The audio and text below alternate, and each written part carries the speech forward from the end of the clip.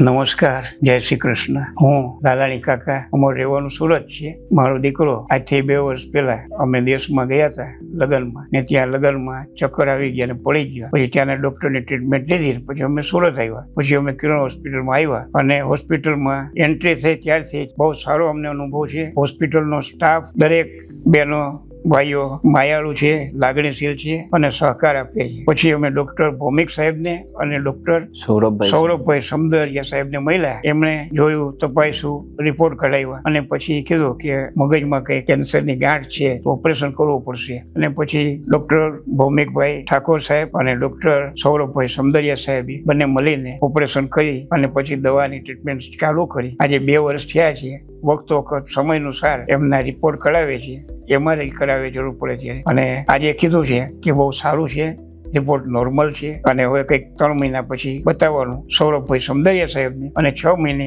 બતાવવાનું ડોક્ટર ભૌમિકભાઈ ઠાકોર સાહેબને. બંને ડોક્ટર ખરેખર બહુ જ માયાળુ છે, અતિશય લાગણીશીલ છે અને દરેક રીતે સારી લાગણી છે. અમે જ્યારે પણ મળીએ છીએ ત્યારે વખતો વખત અમને સારી રીતે લાગણીશીલ અને સરળતાથી શાંતિ આપે છે, જેનાથી અમને સંતોષ થઈ જાય છે. અને જે અમને નિઃશુલ્ક સેવા મળે છે એનાથી અમે ભગવાન પાસે પ્રાર્થના કરીએ છીએ કે કિરણ હોસ્પિટલે ભગવાન કાયમ રાખી. જય શ્રી કૃષ્ણ.